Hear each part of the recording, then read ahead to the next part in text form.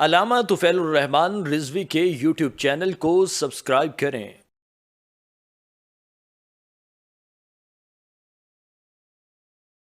معزز سامعین و ناظرین، مفاتیح الغیب کے اندر حضرت امام فخر الدین رازی رحمۃ اللہ تعالی علیہ لکھتے ہیں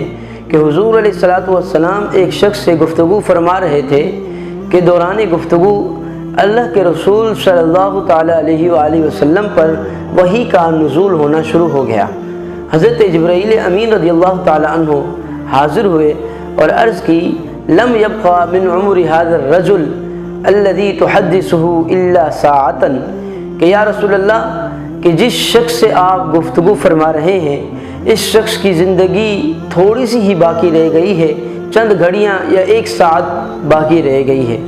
حضور علیہ الصلاۃ والسلام نے جب یہ بات اس شخص کو بتائی کہ مجھ پر وحی نازل ہوئی ہے اور اب یہ آپ کا انتقال ہونے والا ہے، تو اس شخص نے مضطرب اور پریشان ہو کر عرض کی: یا رسول اللہ، مجھے کوئی ایسا عمل بتائیے جو میں کرتا ہوا اس دنیا سے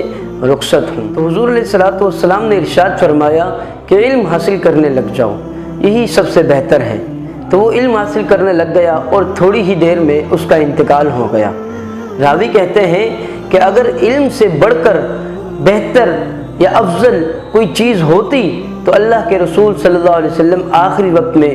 وہ کام کرنے کا حکم ارشاد فرماتے، لیکن آخری وقت بھی اللہ کے رسول صلی اللہ علیہ وسلم نے